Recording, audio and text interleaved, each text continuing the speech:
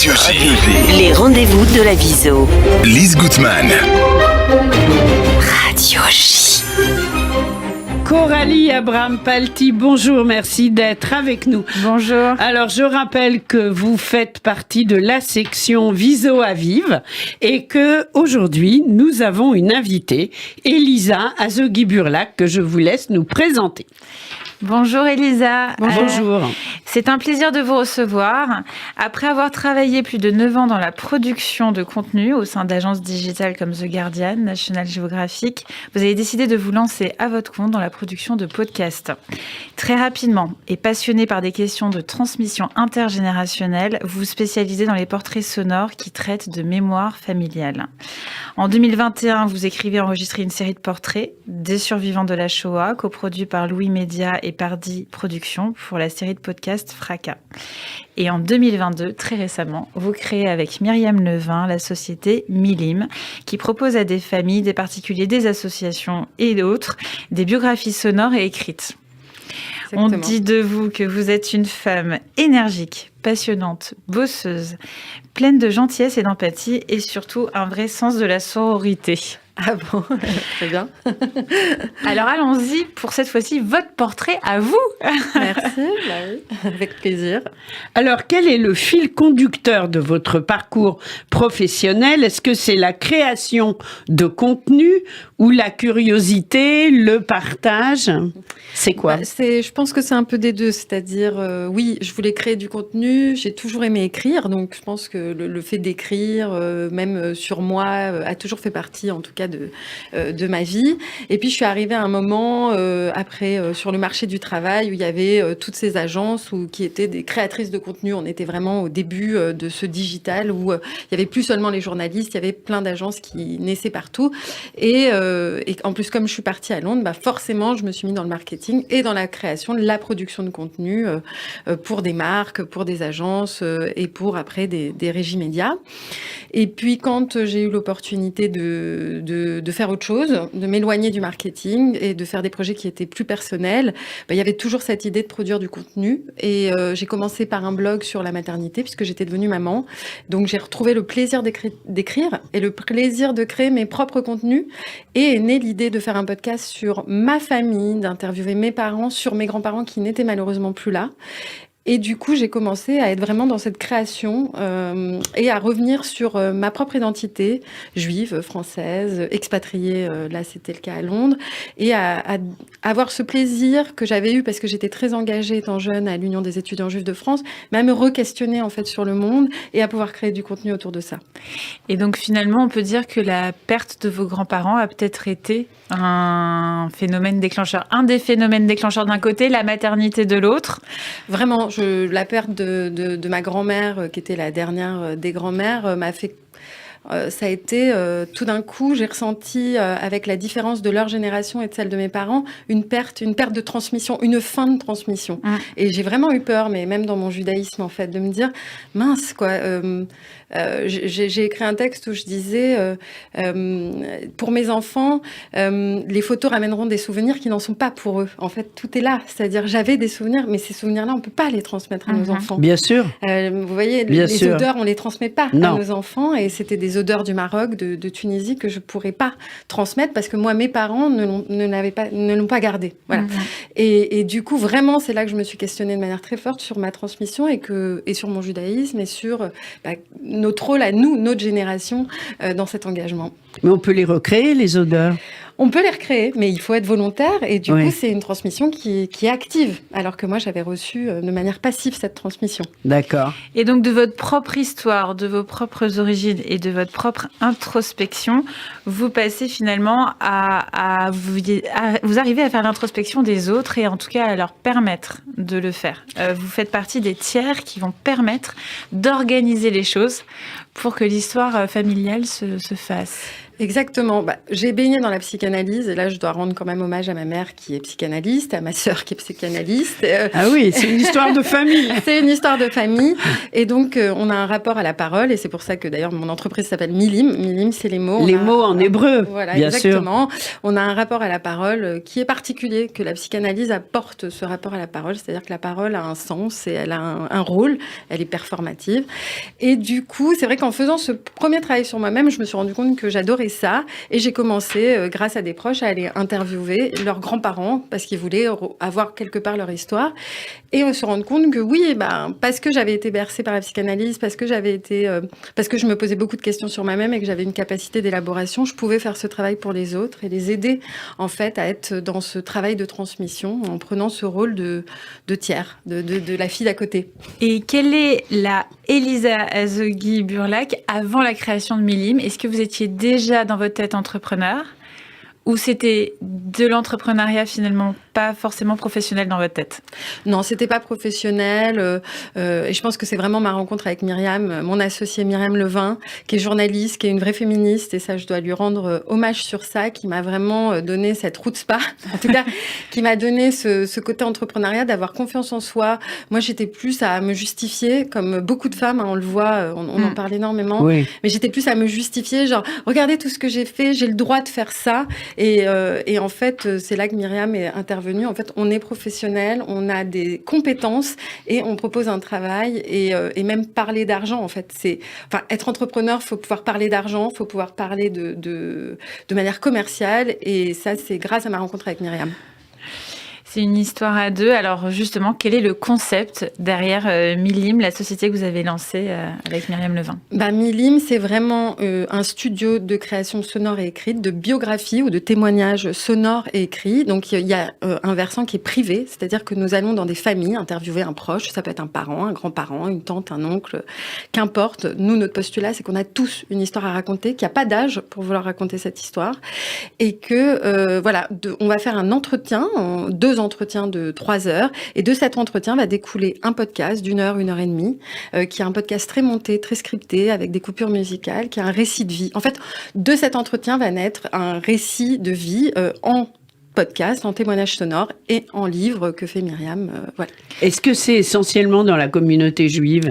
Non, pas du tout. Là, nos clients que nous avons eus ne sont pas que des juifs. Après, c'est vrai que nous sommes toutes les deux engagées sur la communauté juive. Moi, j'ai fait... on est toutes les deux engagées. Moi, en plus, j'avais fait une série de podcasts sur les survivantes de la Shoah. Oui.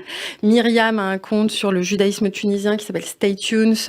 Et du coup, forcément, ça nous intéresse. On s'engage sur ces sujets. On s'engage notamment...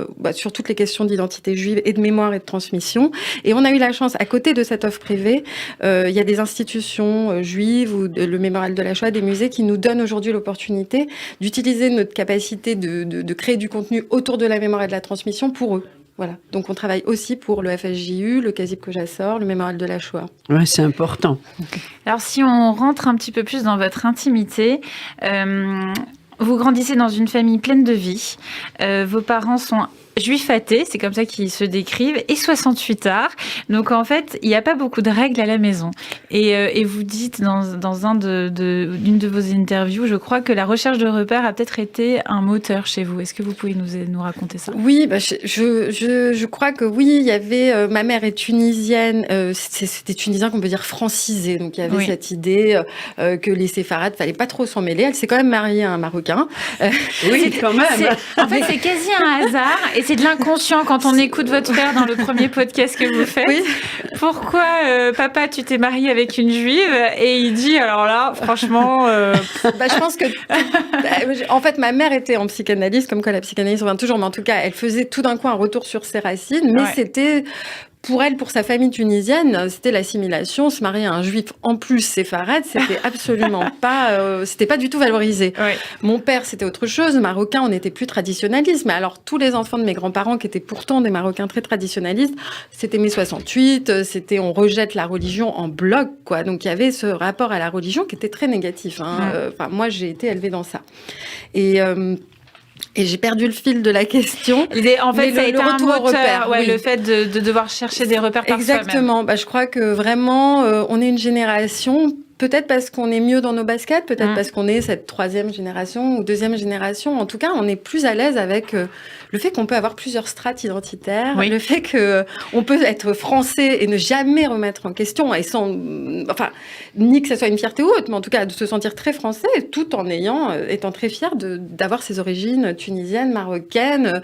Et je pense que parce qu'on est plus à l'aise, on a en effet cherché des repères. Et puis mai 68, moi c'était le balagan, quoi. Donc, je pense que j'avais un besoin de cadre. Le balagan, c'était 68 pour vous, voilà. c'est ça? Et chez moi, c'était très libre. Et j'adore cette liberté. Et je l'ai dit, d'ailleurs, j'adore cette liberté-là. Ils sont restés très libres, les parents, après 68? Oui, ma famille est restée très libre. J'avais une mère divorcée. On était très, très libres. Mais en même temps, moi, c'est vrai que j'avais envie peut-être de créer autre chose. Et alors, comment ça s'est retranscrit dans votre judéité? Comme ça, comment vous avez construit votre propre façon d'être juive avec un schéma de parents juifs athées? Mais ça, c'est assez neuf, parce que vraiment, pour moi, j'avais gardé le récit qu'on me faisait du judaïsme. Le judaïsme, c'est avant tout une appartenance, un sentiment d'appartenance. Je pense qu'on a été une génération élevée quand même à ça. C'est que de la culture, évitons le culte. Une grande. On faisait pas les fêtes chez vous? On faisait chez mes grands-parents, mais c'était autorisé parce que c'était mes grands-parents. Voilà. Mais sinon, c'était surtout pas autorisé. Pessard, je me souviens que quand je me suis mise à l'UEJF, j'ai dit que j'aimerais manger de la viande cachère pendant Pessard. Ma mère a fait une crise. C'était vraiment, mais où j'allais avec tous ces juifs, mais qu'est-ce qui se passait dans ma vie? Et en fait, c'est passé par l'antisémitisme, mon judaïsme. Enfin, je pense qu'on est une génération on a vécu la seconde intifada quand on était à l'université. Ça a été assez brutal. Très violent. Et c'est passé par l'antisémitisme. Et puis, et je suis ravie de ça, ça ne passe pas que par l'antisémitisme aujourd'hui, ça passe par un sentiment de conscience que le judaïsme, c'est un engagement. C'est un engagement, en fait. En tant que juif, on s'engage à faire vivre cette histoire et à la transmettre. Et pour la transmettre, il faut de tout. Il faut de la culture, du culte aussi, des traditions. Et je suis ravie aujourd'hui que ça passe par ça. Et comme beaucoup non, vous n'êtes pas si nombreuses que ça, nombreux et nombreuses, mais comme quelques-uns des personnes de votre âge qui est engagé dans le travail de mémoire et le travail de transmission intrafamiliale et intergénérationnelle, vous dessinez des ponts entre des générations qui sont très différentes les unes des autres. Dans votre propre famille, vous avez très probablement des arrière-grands-parents qui parlaient arabe, qui étaient en Afrique du Nord, juifs traditionnels. Vous avez des grands-parents qui ont essayé quand même de se franciser énormément et de masquer leur identité, et des parents qui se décrivaient comme juifs athées. Et on arrive là à notre génération. Et révolutionnaire. Non, j'ai rien dit. Et du coup, il y a quand même un pont finalement que vous dessinez entre chacune de ces générations qui... Je vais parler du séfaradisme. J'ai travaillé sur la mémoire de la Shoah, mais là, je vais parler de ma famille parce que c'est plus intime, et sur le séfaradisme. Moi, j'ai rien compris, jusqu'à très tard, en fait. C'était là, c'était tout à fait normal. J'avais une grand-mère marocaine qui parlait arabe à mon grand-père, qui parlait aussi français. Je me suis pas posé de questions. Et en fait, là, on sort un podcast qui s'appelle La vérité si je mens plus avec RCJ, qui est un des podcasts natifs de RCJ. C'est pour questionner ça, parce que moi, je me rends compte que mes manques, c'est les manques de mes parents. Ils n'ont pas questionné l'histoire non plus. Ils n'ont pas questionné leur propre histoire sur la colonisation française qui a changé le statut des Juifs au Maghreb. Et oui, on fait des ponts parce que on fait parler les grands-parents, mais aussi on va chercher dans l'histoire les éléments qui nous permettent de comprendre cette identité et d'en parler autrement. Voilà, loin du folklore et des clichés. Alors, quels sont vos projets à venir, vos projets personnels, professionnels ? Nous, on continue les podcasts de famille, donc on fait des biographies familiales. Ça, c'est des projets privés. Mais à côté de ça, on a lancé un podcast avec le Kazip Kojassor, qui est un podcast mensuel, qui va dans les coulisses du Kazip et qui montre l'action de cette association. Le prochain épisode sera la semaine prochaine, et c'est sur l'action sociale du Kazip Kojassor. On est en train de travailler avec le Mémorial de la Shoah sur une série de podcasts sur l'histoire du CDJC, puisque ça sera les 80 ans en avril. Oui, parce qu'on rappelle que le CDJC, c'était avant le mémorial. Exactement. Oui. 1943, quand ça s'est créé. Donc, on travaille sur ça. On a aussi une actualité avec le FSJU et Noé pour la jeunesse. Et on est ravis de travailler sur ce projet. On travaille avec un groupe de jeunes et on crée un podcast avec eux, intergénérationnel. Ça sort à la fin du mois. Ça s'appelle À ton âge et on a hâte de vous en parler. Top. Et on a sorti donc La vérité si je mens plus, qui est un projet qui nous tient énormément à cœur avec RCJ, c'est un podcast natif où tous les mois ou tous les 3 semaines, on interviewe une personnalité séfarade sur ces questions de comment on vit cette identité juive séfarade en France. Qu'est-ce que c'est d'être juif séfarade 60 ans après l'indépendance de la guerre d'Algérie. Voilà. Eh bien, ce sont de très, très beaux projets. Merveilleux. Coralie. En fait, on est sur un entrepreneuriat assez engagé. Est-ce que vous réalisez l'impact que vous avez, par exemple, auprès des familles que vous pouvez accompagner? Est-ce que vous avez des anecdotes à nous raconter? Qu'est-ce que ça leur a procuré à la fin de l'aventure de ces archives, finalement, qui deviennent des récits audio écrits? C'est très touchant. C'est très bizarre parce qu'on rentre par la petite porte et tout de suite, on est dans l'intime. Et au début, c'est assez bizarre, je pense même pour ces familles, parce que, en fait, c'est quand le podcast est fini, quand le livre est fini, qu'ils se rendent compte de l'importance de cet objet de transmission. Et ils sont évidemment ravis et hyper touchés. Et en même temps, d'avoir fait ce travail de dire à leur père ou à leur mère ou aux gens autour d'eux, j'accepte ton récit, parce que c'est des récits intimes, ce sont des témoignages et voilà. Donc, Est-ce que ça permet aussi de rapprocher des cousins, des petits-enfants les uns avec les autres? En tout cas, ça permet de créer un récit pour la famille, Ouais. de créer un récit familial et d'avoir un objet qui montre qu'il y a un récit familial. Un objet à transmettre en Voilà. commun. Exactement. Ce qui est assez incroyable, c'est que votre passion de transmettre et de tout cela, elle est née du rejet de vos parents. Des deux côtés. Et comme quoi, un tel rejet, on peut aussi obtenir l'opposé et vous en êtes la preuve vivante. Exactement. Je pense qu'on fait soit on reproduit, soit on va à l'encontre des schémas Voilà. de nos parents. Mais je pense qu'ils ont énormément transmis inconsciemment. Inconsciemment, Et on je est leur d'accord. remercie leur inconscient. Voilà, on est d'accord. Merci infiniment, Merci à Elisa vous. Zoghi-Burlek, c'était riche. Donc on va peut-être rappeler où est-ce qu'on peut vous retrouver. Donc il y a le site Milim, c'est milim. Studiomilim.fr. Studio Milim tout attaché. Studiomilim.fr. On a un Instagram où on met des photos de famille et si vous voulez en partager, n'hésitez pas, on adore ça, qui est l'Instagram qui s'appelle Studio Milim. Voilà. Eh bien, bravo pour tout cela. Merci Coralie. On se retrouve très vite pour un nouveau magazine de la Viso et Elisa Zoghi-Burlek. Bravo pour tout ce que vous faites. Merci beaucoup. Merci de m'avoir donné la parole. Au revoir, merci. Au revoir.